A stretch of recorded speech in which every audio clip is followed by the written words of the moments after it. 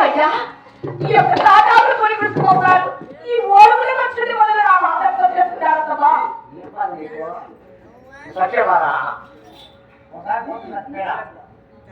అత్తమా అయ్యా